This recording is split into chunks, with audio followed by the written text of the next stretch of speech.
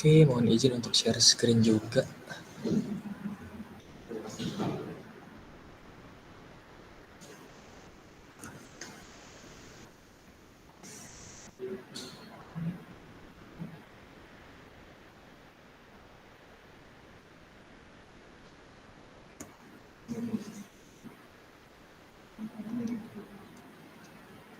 Ini seru ya belajar dalam satu kelas ya bersama ya. Saya bisa lihat dari siapa ya?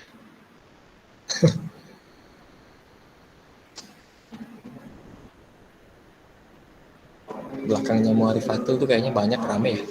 Belakangnya Mutiara ini juga rame kayaknya. Ini duduk depan pasti ya. Siap, rame Pak. Kalau yang duduk di belakang kelihatan dinding ya berarti ya. Oke. Oke, layar saya sudah bisa terlihat di layarnya masing-masing. Dan slide saya sudah bisa terlihat juga. Siap, bisa Pak. Siap, sudah Pak. Oke, mohon izin untuk slideshow. Ada yang masih ingat kemarin materinya sudah sampai di mana? Halaman 5 atau 6 atau 7 atau 8? Sampai hukum 2 Newton, Pak. Berarti saya mulai di sini ya.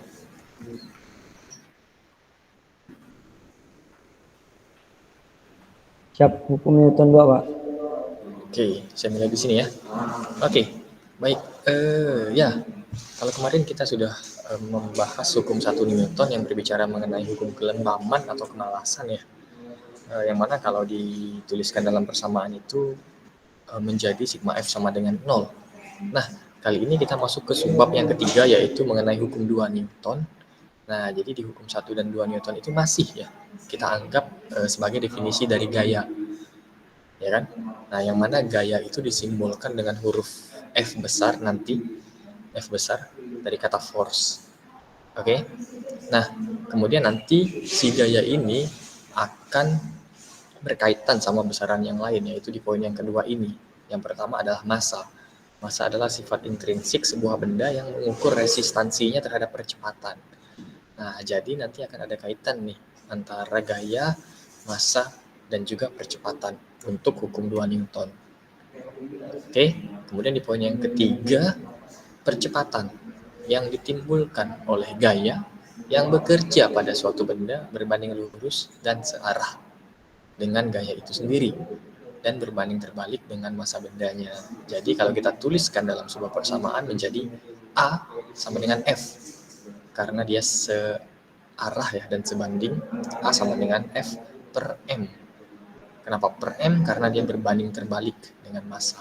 Jadi kalau kita tulis dalam sebuah persamaan menjadi A sama dengan F per M atau yang lebih familiar ya, yang lebih terkenal hukum 2 Newton. Nah, itu dituliskan sebagai F sama dengan M dikali A. Gitu ya. Oke, diilustrasikan pada gambar ini. Jika seseorang menarik sebuah benda bermassa M dengan gaya F, maka bendanya akan bergerak dengan percepatan A. Atau bisa kita tuliskan sebagai A sama dengan F per M sama atau F sama dengan M dikali A. Silahkan diingat-ingat persamaan ini. Bisa dipahami kira-kira? Siap, bisa Pak. Bisa ya? Saya ambil contoh yang cukup gampang. Misalnya massa bendanya 2 kg. Oke. Kemudian seseorang ini menarik benda ini dengan gaya 10 Newton. Kira-kira berapa percepatan yang terjadi pada benda ini? Berapa kira-kira? Siap, 5 Pak. Siap, gampang ya. Kita tinggal menggunakan persamaan ini A sama dengan F per M. F-nya gayanya bernilai 10 Newton dan massanya bernilai 2 kg. Jadi 10 dibagi 2 hasilnya adalah 5. A-nya akan bernilai 5 meter per sekon kuadrat. Gampang ya? Oke, jadi kurang lebih seperti itu contoh kasusnya. Oke, contoh kasus yang lain. Semisal ada 2 buah benda yang masing-masing bermassa M1 dan M2 ditarik dan didorong oleh 3 buah gaya.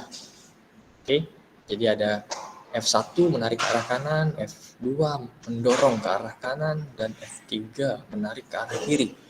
Kira-kira kalau hukum 2 Newton ini kita jabarkan, F sama dengan M kali A, untuk kasus ini, kira-kira jadinya seperti apa nih kalau dijabarkan? Izin Pak, Silahkan. F1 ditambah F2 dikurang F3 sama dengan massa 1 ditambah massa 2 dikali kecepatan Pak. Oke, atau seperti ini ya. Tadi betul sekali yang dijawab. Nah, pertanyaan saya, kenapa si F1 dan F2-nya bertanda positif, sementara si F3-nya bertanda negatif? Izin Pak, karena F1 dan F2 itu searah Pak, didorong atau ditarik ke arah kanan, sedangkan Oke, yang F3 itu berbanding terbalik, yaitu ke arah kiri Pak. siap. Betul sekali jawabannya. Oke, dari contoh kasus ini kita coba ambil sampel dengan menggunakan angka. Semisal massa bendanya 2 kg dan 3 kg, misalnya aja ya, contoh aja. Kemudian F1-nya bernilai 10 Newton, F2-nya bernilai 5 Newton misalnya, dan F3-nya misalnya bernilai 5 Newton juga. Kira-kira berapa percepatan yang terjadi pada kasus ini? Silahkan. Siap izin Pak, 2 meter per sekon kuadrat. 2 meter per sekon kuadrat. Caranya gimana tuh? Izin Pak, Ya. F1-nya 10 Newton, Oke. F2-nya 5 Newton, Newton. dikurang Oke. F3-nya 5 Newton. Sama dengan massa 1, 2, ditambah massa 2-nya 3, percepatannya A. Tetap. Sama dengan 10 sama dengan 5 A. Jadi A sama dengan 10 per 5. Sama dengan 2 meter per sekon kuadrat. Iya, betul sekali ya. Jadi untuk kasus yang kedua ini hanya kita peroleh 2 meter per sekon kuadrat. Yang lain gimana? Bisa dipahami kira-kira? Siap, bisa Pak. Oke, gampang ya. Jadi Siap, bisa Pak. mohon perhatikan arah, karena si gaya ini ada tanda panah nih di atasnya, yang mana itu menunjukkan besaran vektor. Jadi dia punya nilai, punya arah. Nah, jadi si arahnya akan mempengaruhi gitu, dari tanda positif atau negatifnya. Nah, kebetulan di kasus yang kedua ini ada seseorang yang menarik ke arah yang berbeda gitu ya. Jadi seperti tarik tambang gitu ya. Dia tidak membantu kedua temannya ini untuk mendorong ke arah kanan gitu ya. Justru dia ingin bendanya ke arah kiri gitu ya. Nah, jadi karena berbeda arah seperti ini, tandanya menjadi negatif. Oke, kurang lebih seperti itu. Oke, boleh saya lanjutkan slide-nya? Ya, boleh Pak. Oke, masuk ke subbab yang berikutnya, yaitu beberapa gaya khusus, ya kan ya. Nah, jadi di materi dinamika ini kita akan mempelajari beberapa gaya yang cukup sering muncul, ya kan ya, dalam kehidupan kita. Yang pertama adalah gaya gravitasi, ya kan. Gaya gravitasi ini membuat kita tetap bertahan di permukaan bumi ya. Kalau tidak ada gaya gravitasi mungkin kita sudah melayang-layang, tidak tentu arah. Nah, jadi gaya gravitasi ini di poin yang pertama adalah gaya tarikan bumi disimbolkan dengan huruf G pada sebuah benda, yang menyebabkan muncullah yang namanya gaya berat, disimbolkan dengan huruf W kecil dari kata weight. Nah, ini terjadi biasanya dalam keadaan jatuh bebas. Itu sama seperti di mekanika kemarin ya kan ya. Kalau sebuah benda itu bergerak jatuh bebas, maka yang mempengaruhi kecepatannya itu adalah gaya beratnya. Kurang lebih seperti itu. Oke. Kemudian biasanya kalau kita melihat soal fisika, biasanya yang diketahui nilai percepatan gravitasinya itu biasanya kan nilainya 9,8 ya, Newton per kilogram atau meter per sekon kuadrat. Jadi G sama dengan 9,8 meter per sekon kuadrat biasanya yang muncul di soal. Oke, sehingga di poin yang ketiga, gaya gravitasi disimbolkan dengan Fg pada benda bermasa M itu akan bernilai Fg sama dengan M dikali A. Nah, untuk kasus ini si A-nya akan berubah menjadi percepatan gravitasi. A-nya itu akan bernilai G, sehingga Fg-nya akan menjadi M dikali G atau W, atau gaya berat benda itu sendiri. Gitu ya. Jadi gaya gravitasi itu dipengaruhi oleh massa dan percepatan gravitasinya atau gaya berat bendanya. Oke. Nah, jadi gaya persatuan massa yang dilakukan bumi pada setiap benda itu merupakan medan gravitasi bumi. Kurang lebih seperti itu. Oke, untuk gaya gravitasi bisa dipahami kira-kira? Ini cukup sering muncul. Siap, bisa Pak. Saya gampang ya. Oke, lanjut lagi ke gaya khusus yang berikutnya, yaitu gaya normal. Nah, si gaya normal ini biasanya muncul kalau ada contoh soal seperti ini kan ya.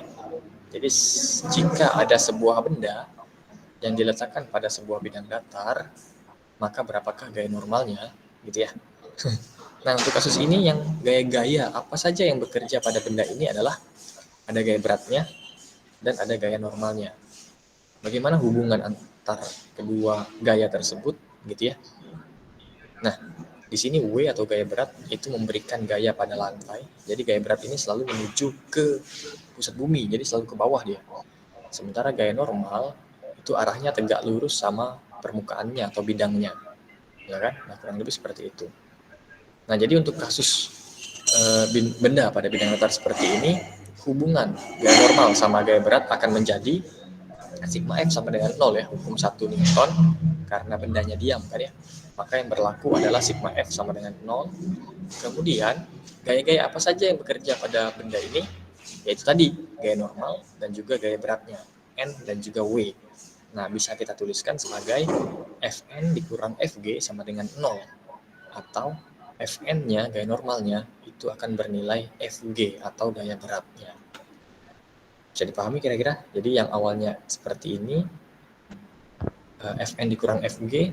Oke, pertanyaan saya, kenapa kira-kira si Fn sama Fg-nya berbeda tandanya? Si Fn-nya positif, si Fg-nya negatif.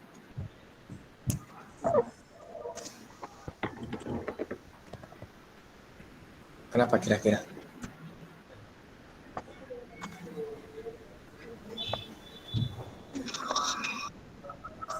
Siap, karena arahnya beda Pak. Betul, itu dia alasannya.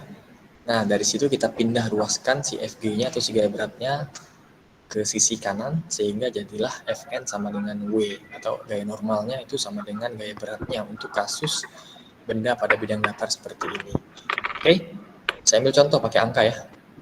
Misal, massa bendanya 2 kg, kemudian percepatan gravitasinya misalnya 10 meter per sekon kuadrat. Untuk kasus ini, berapa gaya normal bendanya? Berapa kira-kira?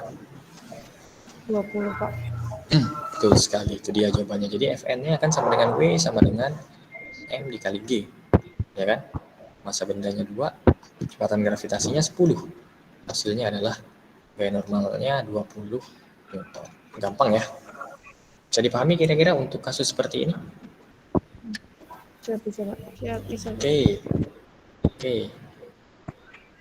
Lanjut lagi ke masih di gaya normal, tapi untuk kasus yang agak sedikit berbeda. Kita mulai dari gambar yang pertama dulu, ilustrasi yang pertama dulu. Ada sebuah benda bermassa M diletakkan pada bidang miring dengan sudut kemiringan theta terhadap sumbu X atau bidang horizontal. Pertanyaannya, berapa gaya normal pada benda ini? Hasilnya dalam simbol ya, MG atau apa? Silakan.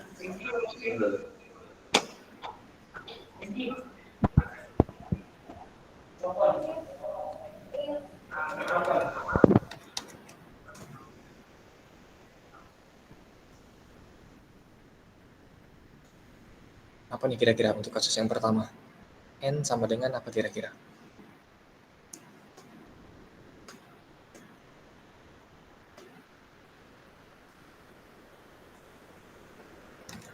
Suara saya masih terdengar kan ya? Oke. Siap masih Pak. Oke. Jadinya kalau untuk kasus ini, jadinya N sama dengan apa nih kira-kira? Dugaan aja, dugaan. Kalau belum tahu. Kalau tadi kalau bidang datar kan N-nya sama dengan NG ya, atau N sama dengan W. Nah, kalau bidang miring seperti ini apa nih kira-kira? Siap. Dugaan saya M kali G Kak dianu sama kemiringannya itu, Pak. N-nya M kali G, terus sama kemiringannya. Kira-kira diapakan tuh kemiringannya? Dugaan aja, nggak apa-apa kalau salah. Nggak akan saya hukum Cos, juga kan ya. Cos ya. Jadi N sama dengan apa? M kali G cos theta. Iya, itu dia jawabannya. Jadi kalau bendanya berada pada bidang miring seperti ini, kalau ditanyakan berapa gaya normalnya, maka gaya normalnya akan bernilai M dikali G dikali cos theta.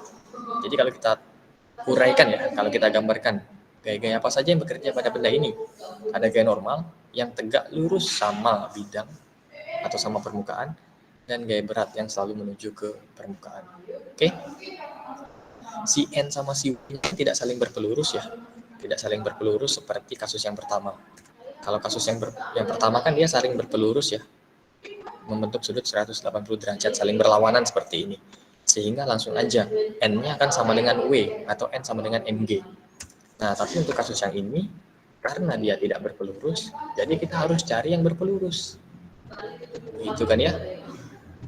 Nah, jadi kita gambarkanlah proyeksi segitiga seperti segitiga pada bidangnya. Nah, kalau sisi miringnya adalah W, maka sisi di samping sudut adalah W dikali cos theta, ya kan? Jadi silahkan diingat-ingat tuh pelajaran SMA-nya, yang mana cos itu berteman sama samping sudut, ya kan?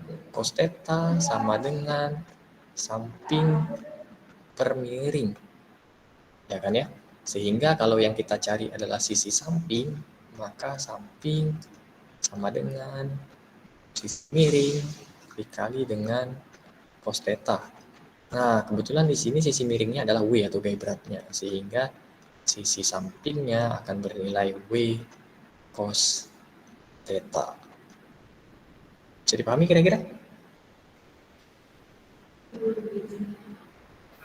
Siap bisa Pak. Dapat cos theta-nya dapat dari mana bisa ya? Nah, dari situ sudah kita temukan bahwa yang berpelurus sama gaya normal adalah W cos theta, sehingga gaya normalnya akan bernilai W dikali cos theta atau MG dikali cos theta. Oke, bisa dipahami kira-kira?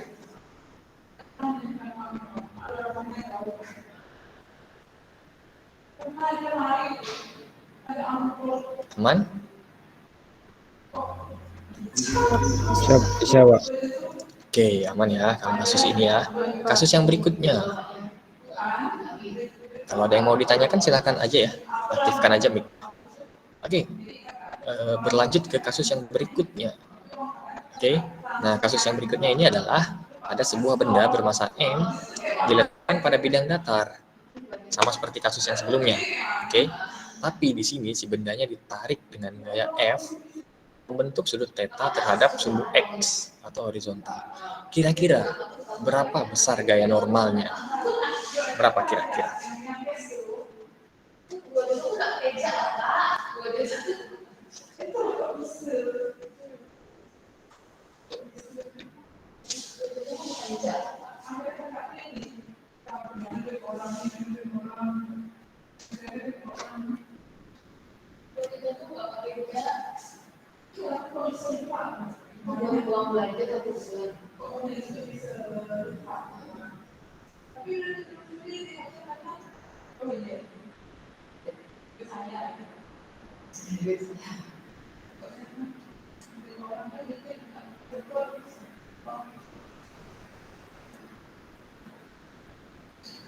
Apa nih kira-kira? Dugaan aja kalau belum tahu jawabannya.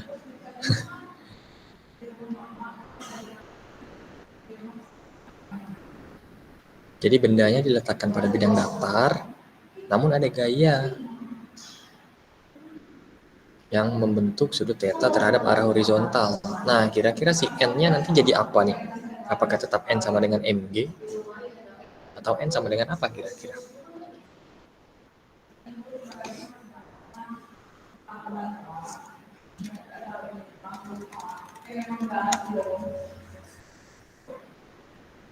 Plus F sin theta, Pak.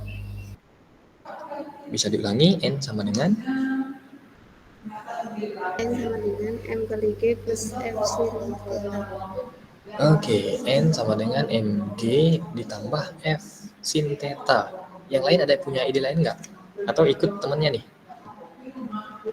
Dengan menerapkan prinsip kebersamaan dan kekompakan, jadi sama.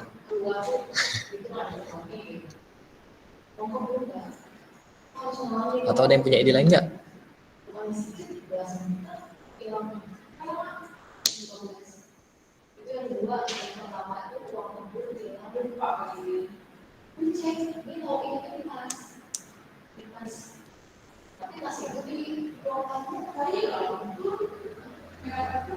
Lama, Pak.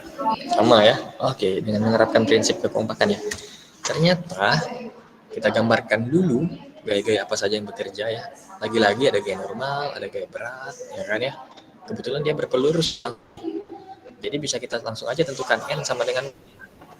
Tapi ternyata ada gaya yang bekerja. Ya kan, ada tambahan gaya yang bekerja.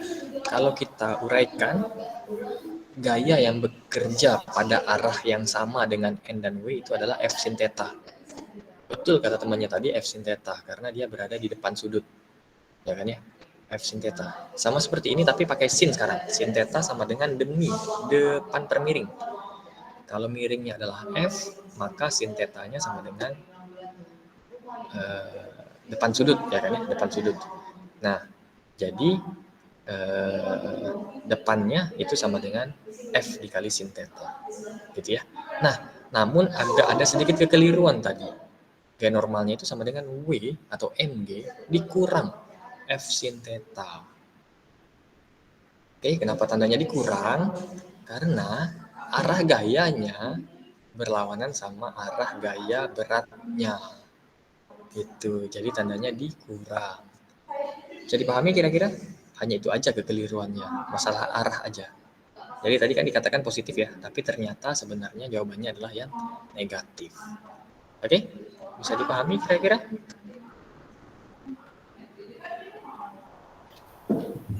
Bisa. Oke, bisa ya. Untuk yang kedua kasus ini mungkin nggak perlu saya kasih contoh pakai angka ya, mungkin nanti aja di belakang. Mudah-mudahan ada contoh soalnya. Oke, boleh saya lanjutkan atau ada pertanyaan dulu untuk slide ini? Siap, yang F sin 0 itu lumayan belum paham, Pak. Yang ini F sin theta ini. Dapatnya dari mana? Siap, iya, Pak. Oke. Siap, Baik. iya, Pak. Saya coba jabarkan ya.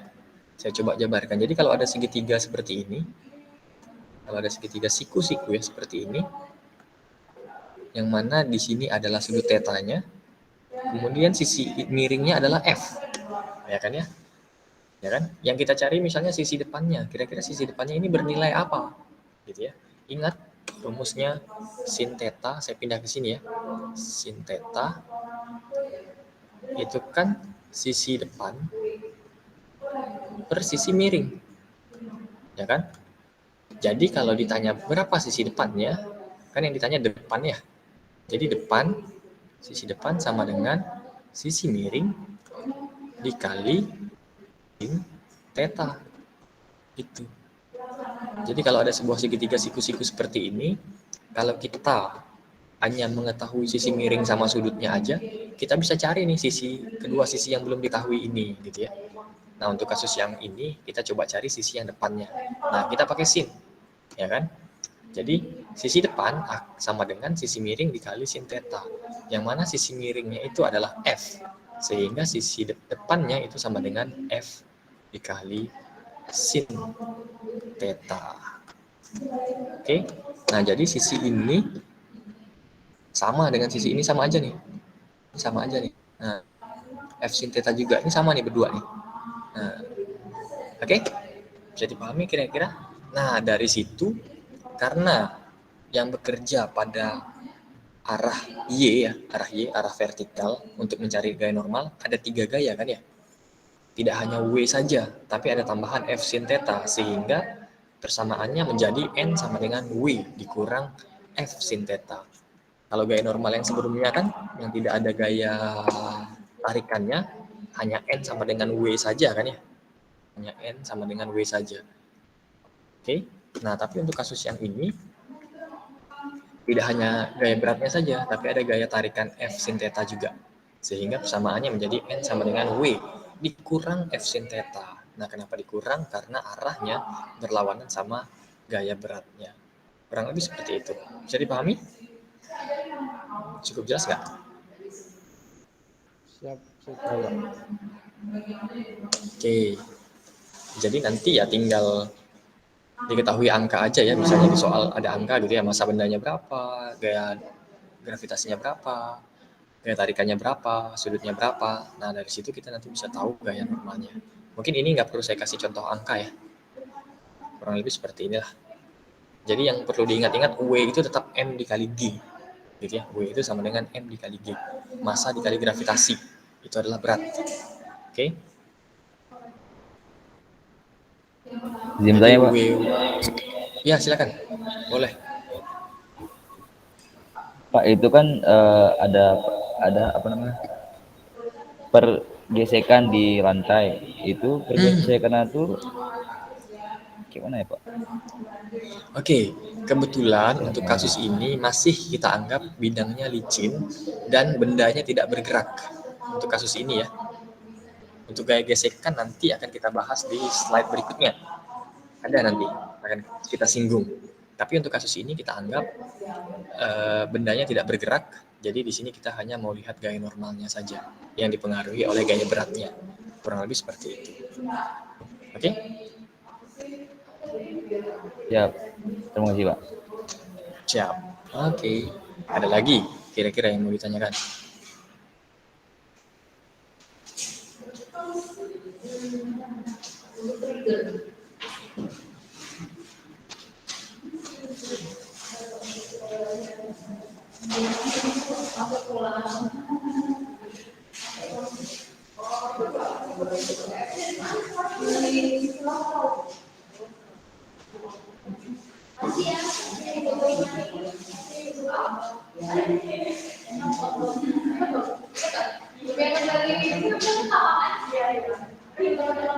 Oke, ada lagi kira-kira yang mau ditanyakan untuk slide ini?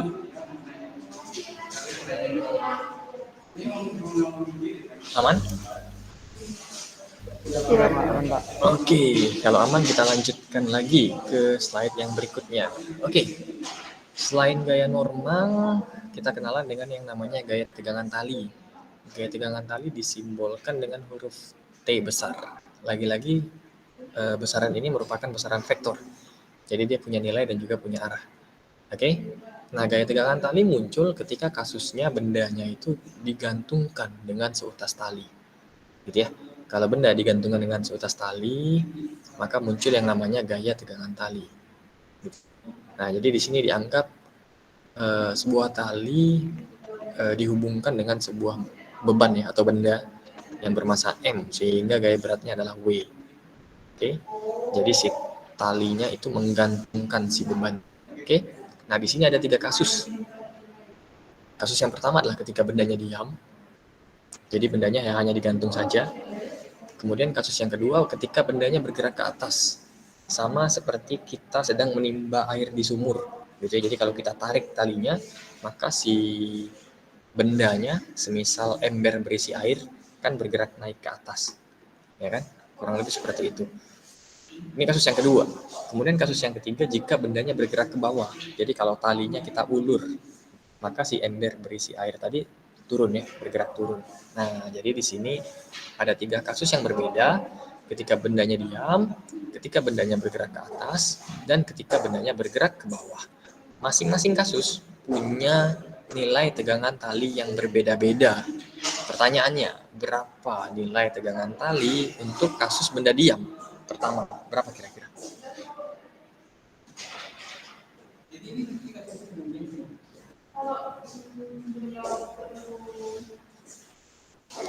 Kalau untuk kasus benda diam, kira-kira gaya tegangan talinya akan bernilai apa nih?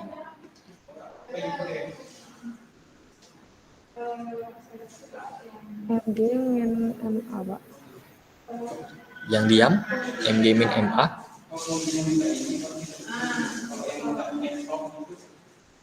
Oke, kita simpan dulu jawabannya. Kalau yang bergerak ke atas, kira-kira apa nilai tegangan talinya?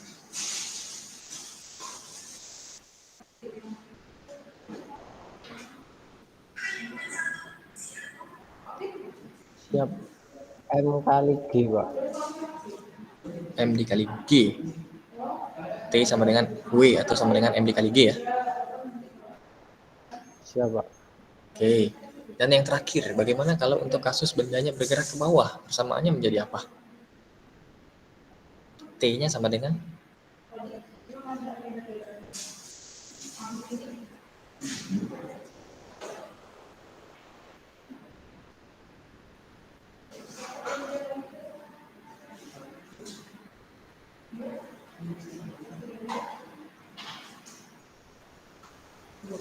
T-nya sama dengan apa kira-kira?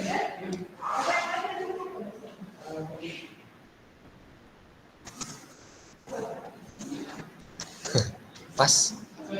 Kalau pas silahkan lambaikan tangan ke kamera.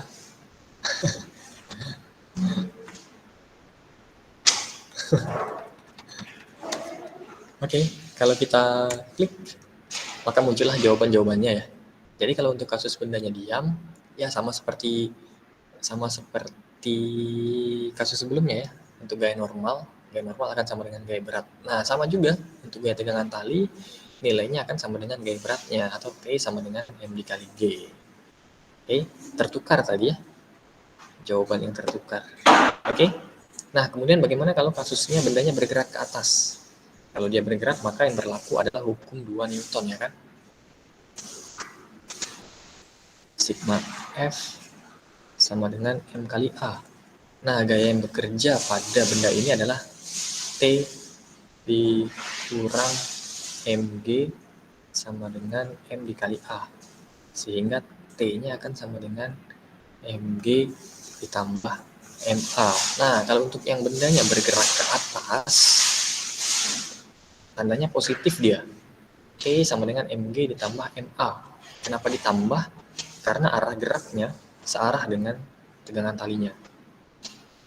Oke, jadi arah geraknya searah dengan tegangan talinya. Jadi kalau kita tarik talinya, maka tali itu kan akan menegang. Nah, gaya tegangan talinya akan semakin besar. Kurang lebih seperti itu. Sebaliknya, kalau dia bendanya bergerak ke bawah, si talinya kan kita ulur ya. Jadi tegangannya mengecil, ya kan ya? Tegangannya mengecil. Jadi tandanya negatif. Karena arah tegangan talinya berlawanan dengan arah geraknya. Jadi T sama dengan MG dikurang M dikali A. Oke?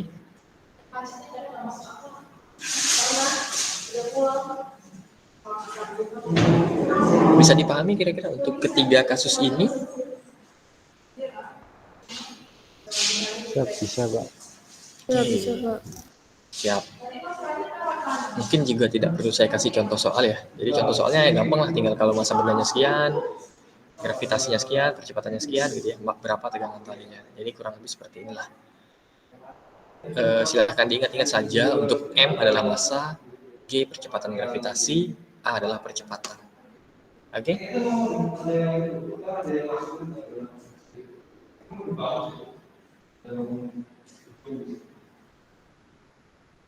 Aman? Gampang? Kira-kira? Siap, aman, Pak. Oke, aman. Kalau aman, kita lanjut lagi ke slide yang berikutnya. Sudah mengantuk? Atau mungkin pada kepikiran olahraga kayaknya nih, lihat teman-temannya mungkin lagi jogging, kayaknya lagi kepikiran pengen jogging juga di sore hari. Ya, Siap tidak, Pak? Siap, tidak, Pak. aman ya. Siap. Siap. Oke. Oke, kita masuk ke subbab yang berikutnya di halaman ke-10 yaitu hukum 3 Newton. Subbab yang kelima hukum 3 Newton ya.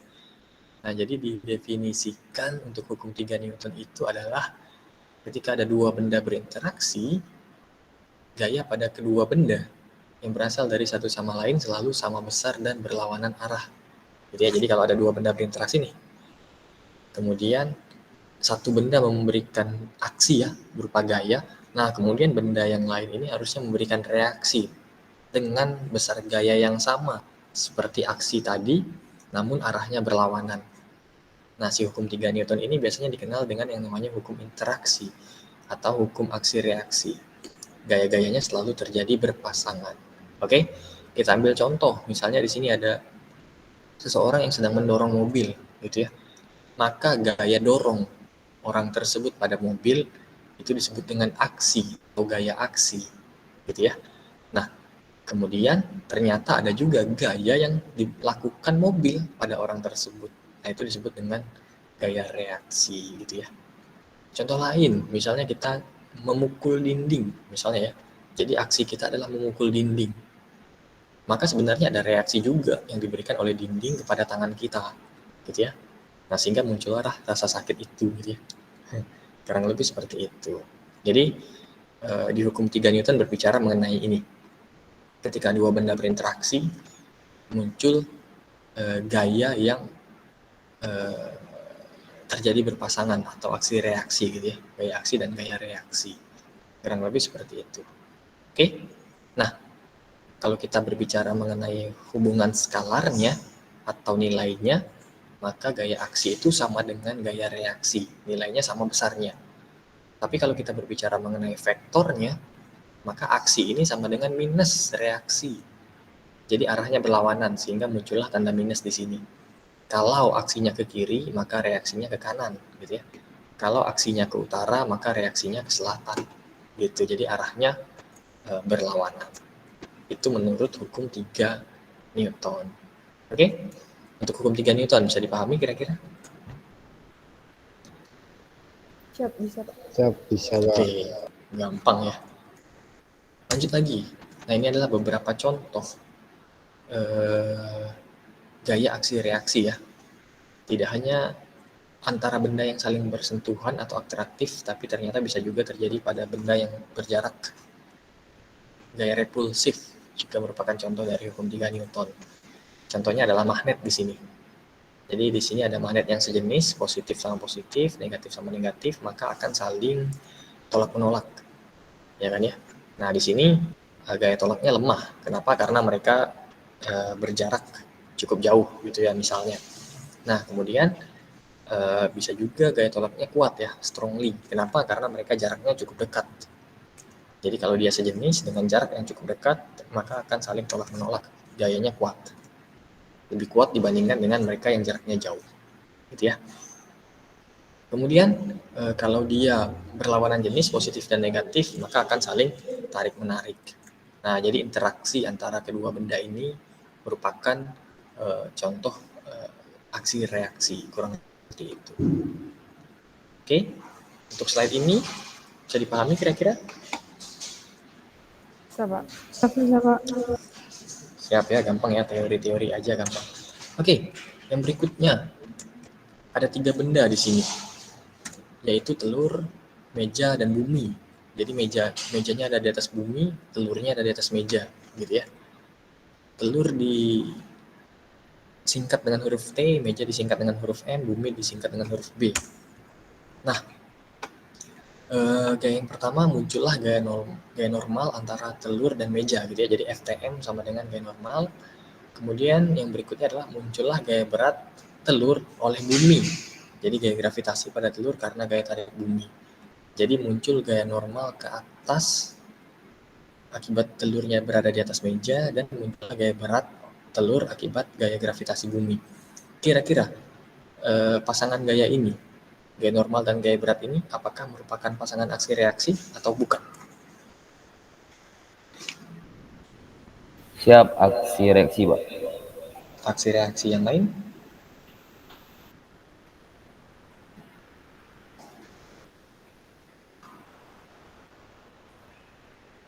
Siap aksi reaksi, Pak. Oke, aksi reaksi juga. Yang lain kayaknya menganut asas kekompakan kayaknya. Ternyata walaupun nilai N dan W-nya sama besar serta arahnya berlawanan, tapi untuk kasus ini bukan merupakan pasangan aksi reaksi. Kenapa? Karena yang bekerja adalah pasangan benda yang berbeda, gitu ya. Untuk W normalnya itu pasangan antara telur sama meja, jadi dua benda, telur sama meja. Kemudian untuk W adalah antara telur sama bumi, jadi dua benda yang berbeda juga, gitu ya. Jadi di sini adalah merupakan pasangan gaya yang bendanya berbeda, gitu ya. Jadi kasus ini bukan merupakan aksi reaksi, namun yang menjadi aksi reaksi adalah kasusnya seperti ini. Jika yang kita tinjau adalah dua benda yang sama, yaitu misalnya meja dengan telur saja, gitu ya. Jadi gaya normal yang muncul adalah gaya normal antara telur sama meja, kemudian gaya berat yang muncul adalah antara telur sama meja juga, gitu. Nah, jadi untuk kasus ini baru merupakan pasangan aksi reaksi FTM sama FMT. Bisa dipahami kira-kira?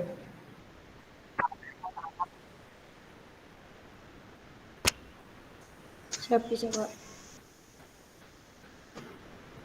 Oke, nah yang satu lagi. Jika ada telur diletakkan di atas permukaan bumi, kemudian muncullah gaya normal dan gaya berat antara interaksi keduanya, gitu ya, antara telur dengan bumi. Kira-kira kasus ini merupakan pasangan aksi reaksi atau bukan?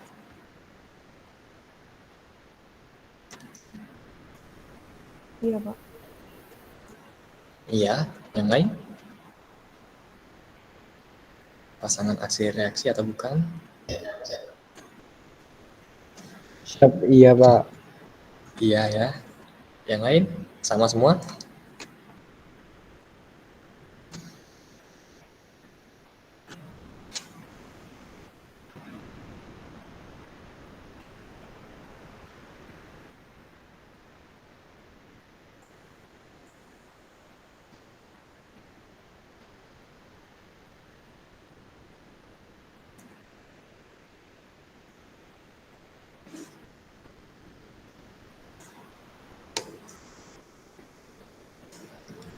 Oke. Karena kompak semuanya ya, jadi jawabannya betul iya. Jadi kasus ini adalah pasangan aksi reaksi. Jadi udah bisa dibedakan belum? Mana yang merupakan pasangan aksi reaksi dan mana yang bukan? Bisa dibedakan kira-kira? Siap. Siap belum, Pak? Kenapa belum?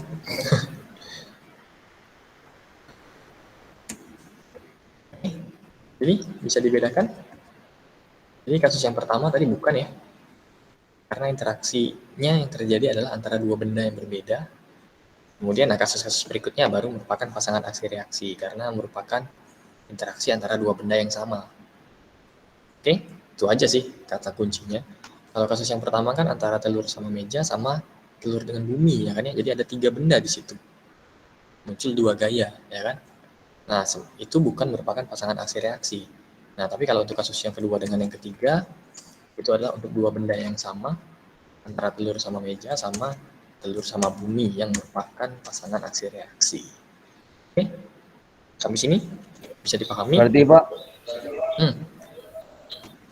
Berarti kalau meja dan bumi baru itu kasus pasangan aksi reaksi ya Pak? Kalau meja dan bumi tanpa telur. Betul. Jadi kalau yang kita acu adalah meja sama bumi aja, ya udah jadi gaya normal yang muncul adalah antara meja sama bumi, kemudian gaya berat yang muncul antara meja sama bumi juga. Nah, itu merupakan pasangan aksi reaksi juga. Gitu. Jadi intinya antara dua benda aja yang saling berinteraksi. Itu. Oke, bisa dipahami? Siap, sudah bisa Pak. Siap, sudah bisa ya, aman ya.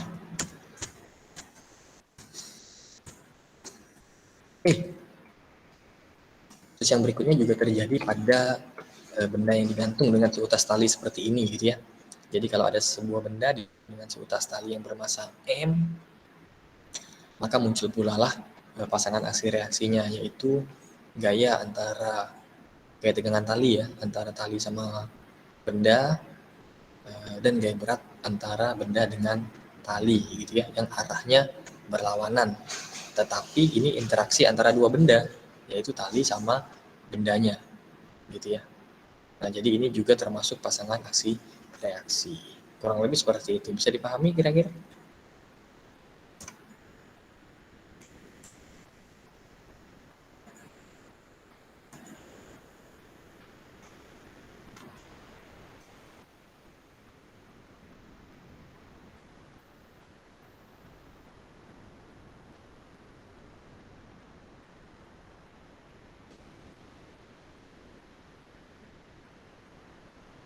Sampai slide ini bisa dipahami kira-kira? Siap, bisa Pak. Oke, bisa ya. Bisa. Oke, kalau bisa kita lanjutkan ke slide yang berikutnya, ke subbab yang ke-6, beberapa gaya yang terdapat di alam. Oke, nah di sini terdapat gaya-gaya fundamental ya, yang tanpa kita sadari maupun kita sadari bekerja terhadap diri kita ya, dan mungkin juga sudah pernah terjadi kepada diri kita gitu ya. Yang pertama adalah gaya gravitasi, ya kan ya. Gaya gravitasi menyebabkan kita bisa bertahan berdiri di permukaan bumi. Itu yang pertama. Yang kedua, contoh yang berikutnya, gaya gravitasi menyebabkan terjadinya pasang surut air. Ya kan? Jadi bisa kita lihat nih perbedaannya di sini nih. Pasang surut itu disebabkan adanya gaya gravitasi bulan dengan matahari terhadap bumi. Nah, ini contoh kasusnya terjadi di Prancis ya. Di suatu daerah gitu ya, kalau dia pasang, wilayah ini menjadi seperti pulau gitu ya. Tapi kalau dia surut, wilayah ini menjadi seperti daratan gitu. Oke, nah pasang surut juga bisa kalian amati mungkin ya, karena asrama kalian lokasinya dekat sama sungai itu di depan. Nah, mungkin bisa kalian lihat kapan sungainya surut, kapan sungainya pasang gitu ya. Nah, itu dipengaruhi oleh gravitasi ya kan ya, gaya tarik menarik antara bumi sama bulan lebih dominannya. Oke, itu yang pertama. Yang kedua adalah gaya elektromagnetik. Nah, gaya elektromagnetik contohnya terdapat di alam itu adalah petir ya, atau kilat. Nah, ini adalah merupakan gaya elektromagnetik. Dan kemudian yang berikutnya adalah gaya nuklir kuat, seperti bom atom ya, yang terjadi di dunia yang pernah terjadi gitu ya. Dan berikutnya adalah gaya nuklir lemah, seperti peluruhan radioaktif atau unsur kimia tertentu gitu ya, kurang lebih seperti itu. Oke, nah jadi ini adalah beberapa contoh gaya yang terdapat di alam. Oke, sampai sini bisa dipahami kira-kira? Siap bisa Pak. Siap, bisa Pak. Oke, kemudian ini sepertinya slide terakhir sebelum soal. Oke, nah tadi seperti yang ditanyakan oleh temannya, Pak, gimana dengan gaya gesekan? Nah, di sini akan kita bahas. Ada yang namanya gaya kontak. Nah, gaya kontak yang akan kita bahas di sini ada 2 poin, yaitu gaya gesekan sama gaya pegas. Nah, gaya gesekan itu muncul ketika permukaan benda yang bergerak dengan bidang tumpu benda akan menimbulkan gaya gesek yang arahnya senantiasa berlawanan dengan arah gerak benda. Jadi kalau di dalam soal, semisal diketahui bidangnya itu kasar gitu ya, nah maka kalau bendanya bergerak akan muncul gaya gesekan antara benda sama permukaannya yang arahnya berlawanan sama arah geraknya gitu ya. Nah, bagaimana cara menghitung besar gaya gesekannya gitu ya. Nah, di sini didefinisikan ada 2 jenis gaya gesekan. Pertama adalah gaya gesekan statis, disimbolkan dengan Fs. Kapan kita menggunakan gaya gesekan statis? Kalau bendanya diam gitu ya. Jadi si Fs ini kita gunakan kalau bendanya diam. Bagaimana cara menentukan Fs-nya? Itu dengan menggunakan persamaan Fs sama dengan N dikali mu S. Yang mana Fs ini adalah gaya gesekan statis, N ini adalah gaya apa tadi N di awal? Gaya normal. Siap, Gaya normal, betul. Gaya normal ya. Gaya normal dikali dengan mu S. Mu S ini adalah koefisien gesekan statis. Nah, jadi untuk mencari Fs kita bisa menggunakan persamaan itu. Oke. Nah, kemudian ada juga yang namanya gaya gesekan kinetik atau disimbolkan dengan FK. Kapan kita menggunakan si FK ini? Kalau kita sudah mengetahui bendanya bergerak. Gitu ya. Nah, kalau bendanya bergerak, kita menghitung gaya gesekannya dengan persamaan gaya gesekan kinetik atau FK. Yang mana FK itu sama dengan N dikali dengan mu K. Hampir mirip sebenarnya dengan yang sebelumnya. Bedanya adalah pada koefisiennya aja. Kalau tadi menggunakan koefisien gesekan statis, kalau yang gaya gesek kinetik menggunakan koefisien gesekan kinetik. Gitu aja. Oke. Untuk contoh soalnya mungkin nanti akan kita coba di belakang ya. Oke. Itu yang pertama, gaya kontak. Kemudian yang berikutnya adalah gaya pegas. Mungkin pernah bermain menggunakan pegas atau per mungkin ya. Yang mana si per itu kalau kita tarik atau kita gantung ya dengan benda bermasa M, maka si pegasnya akan mengalami pertambahan panjang. Ya kan? Betul nggak?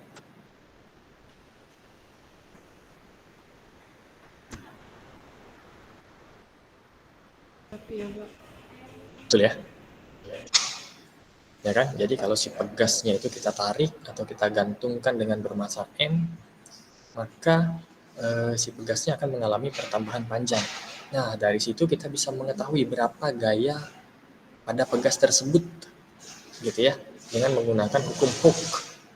Persamaannya adalah Fx atau gaya pada pegas tersebut itu sama dengan minus K dikali dengan X dikurang X0, yang mana si K ini adalah konstanta pegasnya dan X dikurang X0 atau delta X ini adalah perubahan panjang pada pegasnya. Gitu ya. Jadi si gaya pada pegas ini bergantung pada konstanta pegasnya dan pertambahan panjang pegasnya. Oke? Bisa dipahami kira-kira untuk kedua kasus ini?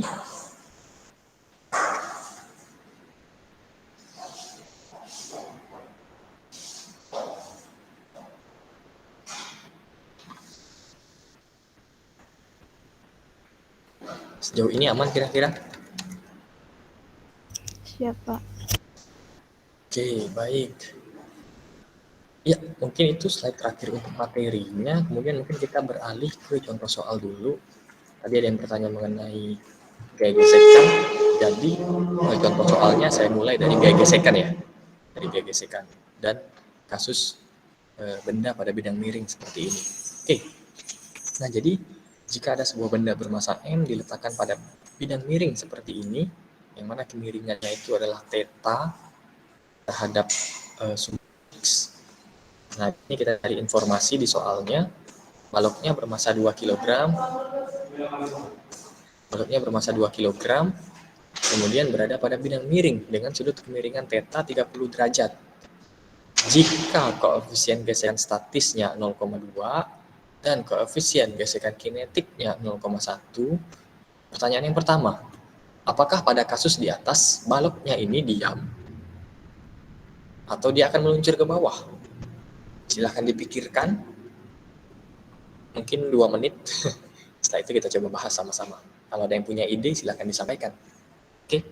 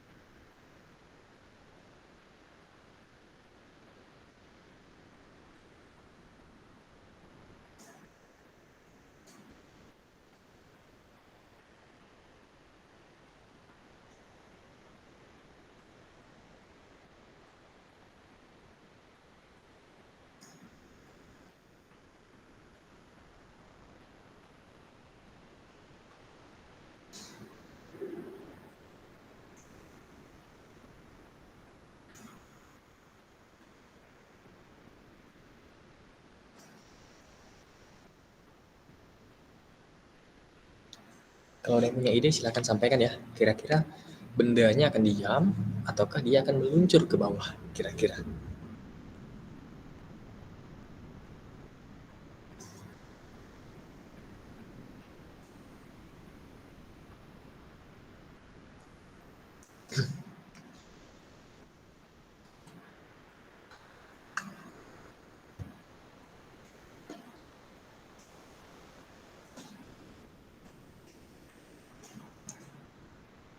Silahkan, ada yang punya ide nggak?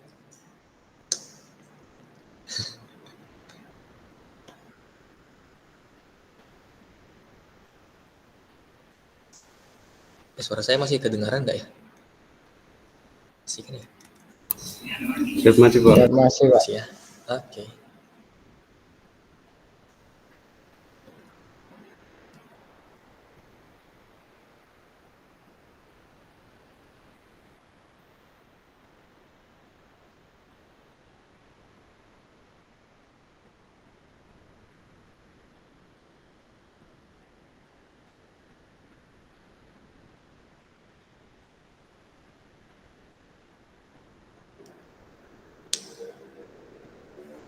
Siap bergerak Pak. Bergerak. Kira-kira alasannya kenapa kalau bergerak?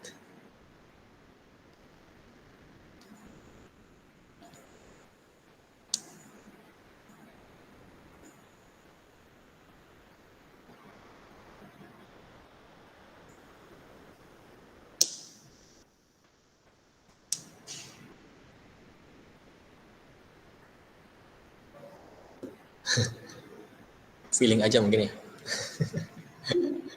Karena ada soal yang B gitu ya. Siap ya Pak. Oke. Nah, sebenarnya bisa kita hitung ya. Bisa kita hitung dari informasi yang ada di soal, kita bisa cari tahu nih bendanya bergerak atau enggak. Ada di halaman berikutnya. Slide-nya udah saya berikan kan ya. Yang dinamika ya. Nah, nanti mungkin bisa dipelajari lagi lebih detail. Nah, di sini bisa kita uraikan dulu komponen-komponen atau gaya-gaya apa saja yang bekerja pada bendanya. Tentu saja ada gaya berat, ya kan, W, ke arah pusat bumi, ke bawah pasti. Kemudian ada gaya normal, yang selalu tegak lurus sama permukaannya. Kemudian ada gaya gesekan.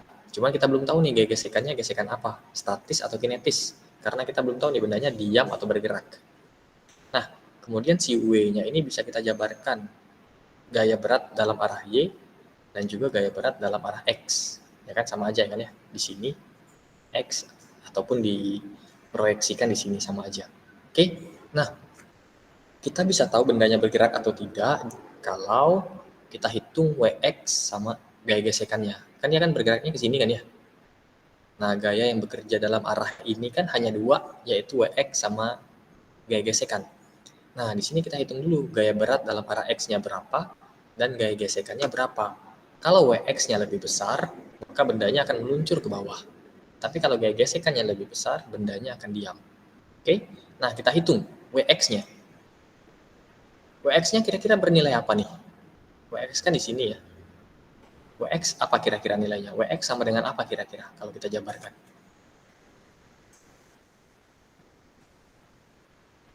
Si Wx ini ada di depan sudut, ya kan ya? Sementara sisi miringnya adalah W.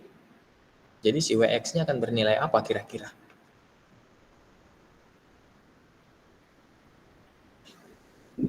Izin Pak, WS ya Pak ya? Ya, ya.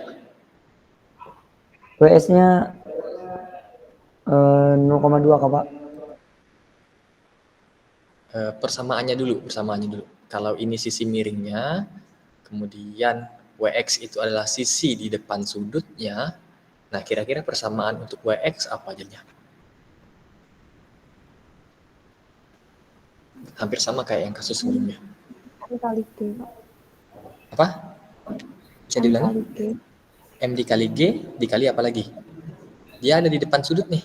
Dia ada di depan sudut. Kali Kalau di depan sin. betul. Karena dia ada di depan sudut, biasanya berteman sama sin, ya kan? Sin kan depan per miring. Kalau sisi miringnya W, maka sisi di depan sudutnya akan bernilai W sin theta. Jadi Wx-nya ini akan bernilai W sin theta. W-nya baru tadi M dikali G dikali sin theta. Ya udah, baru tinggal dimasukkan angkanya. M-nya tadi 2 ya di soal, diketahui. G-nya gunakan 10 meter per sekon kuadrat. Jadi M dikali G nilainya 20 kan ya. Oke. Kemudian sin theta, sudutnya adalah 30 derajat. Jadi segitiga ini nih sama sebenarnya kalau diproyeksikan sama segitiga yang kecil ini. Jadi sudut tetanya yang ini juga 30 derajat. Oke. Jadi 20 dikali sin 30 derajat. Sin 30 derajat itu nilainya setengah. Ya kan? Jadi 20 dikali setengah sama dengan 10 Newton. Kita sudah memperoleh nilai Wx-nya. Kemudian yang satu lagi F gaya gesekannya. Karena kita belum tahu apakah dia diam atau bergerak, maka kita hitung dulu dia gaya gesekan statisnya atau Fs-nya. Oke, Fs-nya bisa kita hitung menggunakan persamaan N dikali mu S. Gaya normal dikali koefisien gesekan statis. Si koefisien gesekan statis ada di soal, nilainya 0,2. Nah, kalau si N, kira-kira persamaan untuk N jadinya apa nih kalau untuk kasus ini?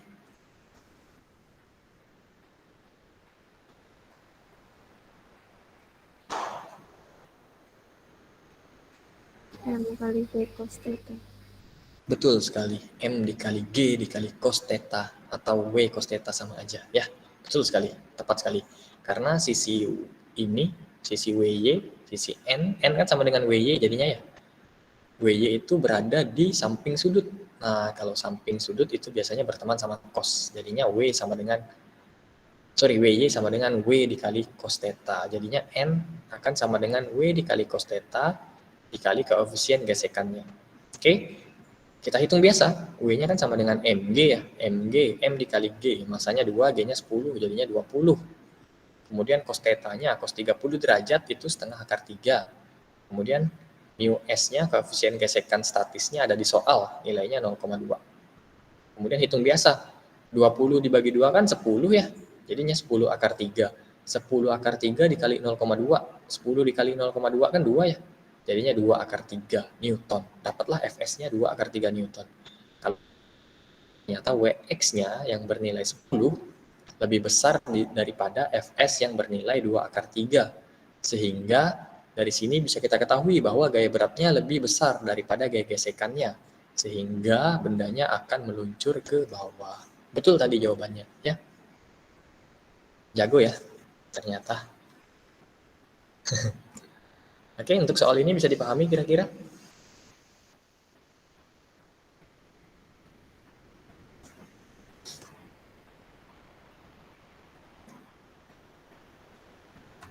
Bisa dipahami? Bisa, Pak. Bisa ya. Nah, lanjut ke pertanyaan yang B. Adakah? Ya, ada yang mau ditanyakan, silakan. Ada? Nggak ada? Siap, belum ada, Pak. Oh, belum ada. Oh, oke, aman ya. Oke, karena pertanyaan yang A sudah terjawab, baloknya bergerak. Nah, karena dia bergerak, ada soal lanjutannya. Jika baloknya bergerak, tentukan resultan gayanya yang mempercepat balok. Tentukan pula besar dan arah percepatannya. Gimana kira-kira? Cara menentukan resultan gaya yang mempercepat balok dan besar percepatannya. Gimana kira-kira Izin, Pak. caranya? Ya, silakan. Kalau dia resultan gaya tuh tandanya FR, Pak ya? Ya, sigma F. Sigma F. F. Ya, betul. Jadi Menurut kan saya, dia Pak, bergeraknya ya. dalam arah ini ya. Boleh, silakan. Silakan.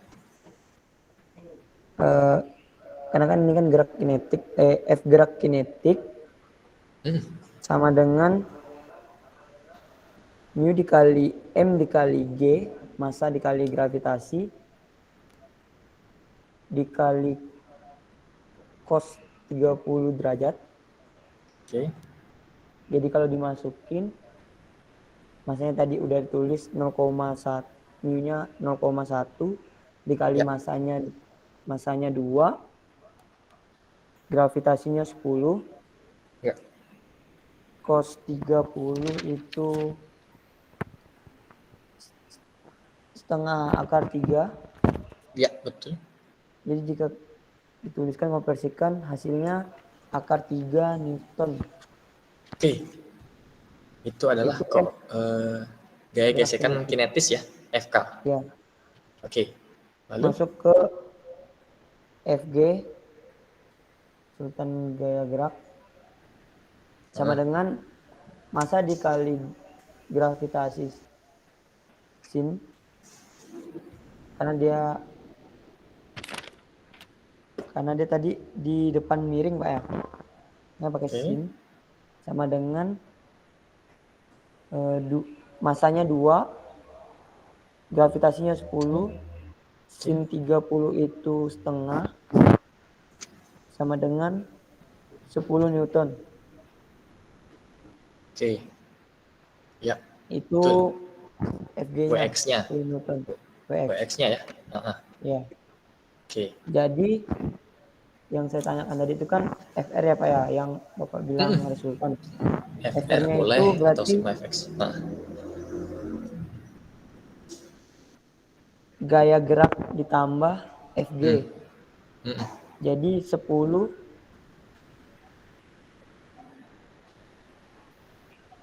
ditambah dikurang sigma dikurang akar 3.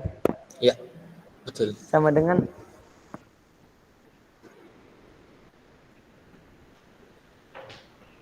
8,27 Pak. 8,3 Newton. Ya, Ya, Pak. oke. Ya. Betul ya? Betul. Jadi ada di slide sebelahnya lagi.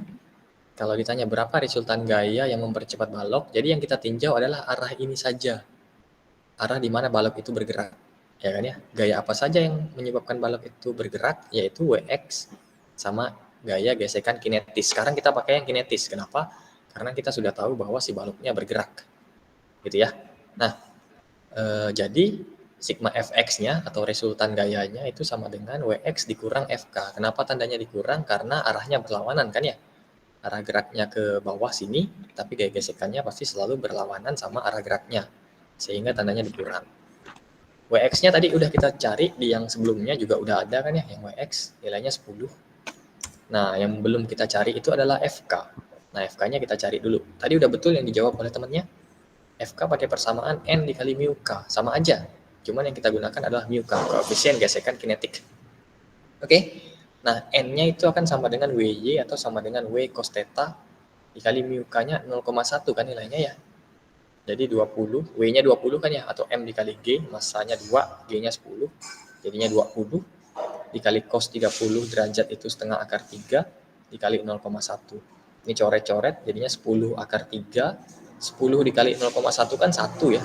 Jadi ya akar 3 Newton aja. Oke. Nah, baru kita udah punya FK-nya, baru kita kurangi sama si WX-nya. Jadi 10 dikurang akar 3. Akar 3 kalau dibuat desimal itu nilainya adalah 1,7. Sehingga dapatlah 8,3 Newton. Itu adalah resultan gaya yang menyebabkan bendanya bergerak, yaitu 8,3 Newton. Nah, pertanyaan lanjutannya adalah berapa percepatan bendanya? Kita bisa menggunakan hukum 2 Newton, sigma F sama dengan M dikali A. Sigma F yang digunakan adalah sigma F yang tadi, 8,3. Sama dengan massa bendanya 2 dikali A. Jadi A-nya sama dengan sigma F per M kan ya? 8,3 per 2. Jadi hasilnya percepatan bendanya adalah 4,15 meter per sekon kuadrat. Yang mana arahnya bergerak ke bawah sepanjang bidang miringnya. Bisa dipahami kira-kira?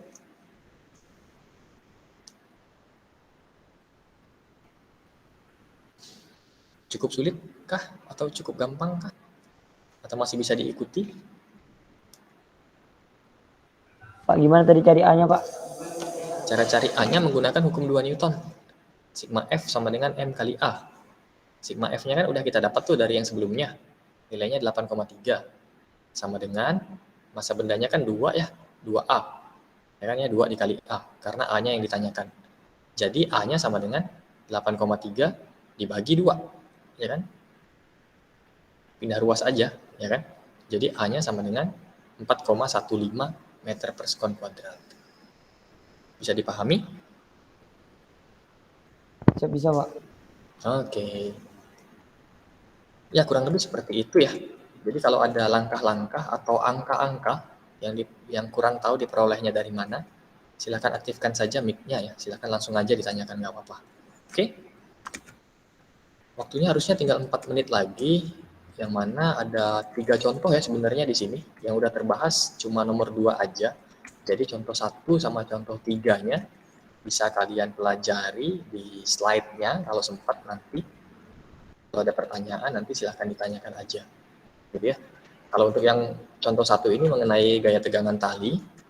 Contoh 2 tadi sudah kita bahas mengenai gaya gesekan ya pada bidang miring. Kemudian yang contoh 3 itu mengenai kayak tegangan tali juga. Oke.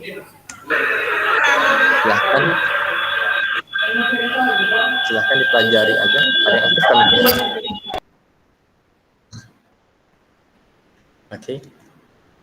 Oke, jadi nanti silahkan dipelajari aja contoh 1 dan 3. Slide-nya juga udah ada jawabannya ya. Jadi silahkan dipelajari aja. Kalau ada langkah-langkah yang sulit dipahami, nanti kita diskusikan sama-sama. Kurang lebih seperti itu. Oke, sampai sini ada yang mau ditanyakan sebelumnya? Mungkin pada... Pak, minggu depan dibahas lagi ya Pak, yang belum. Oh gitu, minta bahas lagi. Siap. Nanti contoh 1 sama contoh 3 kita bahas pekan depan ya. Iya Pak. Tapi coba dipelajari aja dulu, nanti biar lebih nyambung. Kalau ada yang kurang dipahami, nanti kita diskusikan sama-sama. Oke, sejauh ini fisika artinya sudah 2 materi yang kita selesaikan, yaitu materi kinematika sama dinamika yang sekarang. Sejauh ini bisa diikuti kah? Atau cukup sulit? Atau masih gampang? Sulit Pak, sulit. Sulit ya? Sulit ya? Sulit ketika kalau nggak fokus Pak. Kalau kita fokus mungkin agak sedikit lebih mudah, sedikit aja Pak. Oke, baik ya, mungkin bisa diulang-ulang lagi ya mempelajari slide-nya. Saya pikir slide-nya sudah cukup gampang, persamaannya juga sudah cukup mudah di situ. Nanti kalau sudah dipelajari dan masih belum bisa dipahami, ada langkah-langkah yang belum dipahami, nah silahkan ditanyakan aja untuk kita diskusikan lebih lanjut, gitu ya. Atau kalau sempat membuka rekamannya, juga silahkan aja buka rekamannya, gitu ya. Nanti setiap pertemuannya akan saya berikan link rekamannya gitu ya, sesegera mungkin, kurang lebih seperti itu. Oke, ada lagi kira-kira yang mau disampaikan sejauh ini? Gimana mata kuliah fisika? Siap, lumayan Pak. Siap, nyaman Pak. Oke ya, mudah-mudahan masih bisa diikuti, mudah-mudahan bisa semangat terus untuk mengikuti mata kuliah ini gitu ya, dan mudah-mudahan cukup mudah juga ya, mudah-mudahan. Gitu. Oke, apalagi kuliahnya di sore hari ya, mungkin pada fokus ke lapangan kayaknya. Jadi kita di dalam kelas tapi matanya melihat ke lapangan gitu ya, melihat teman-teman olahraga kayaknya. Nggak lihat Pak, lihatnya danau. Nggak terlihat Pak. Tertutup. Nggak terlihat ya. Kalau di dalam kelas kelihatannya apa jadinya? Nggak Sungai, kelihatan ya? Pak. Full dinding. Oh, sungai. Izin Pak. Ini Pak. Mau lihat Pak. Mana ruangan? Izin Pak, lihat Pak. Lihatnya 400 Pak. Siap. Saya mohon izin stop share ya, sama Ini. stop rekaman. Oh gitu, ya. Mana jendelanya mana? Bentar Pak. Jendela yang memperlihatkan. Ini sana kelas Pak. Pak, besok UTS-nya gimana? Rame ya kelasnya ya. Bapak seperti Gimana? ini Pak. Kapan kita UTS? Belum tadi?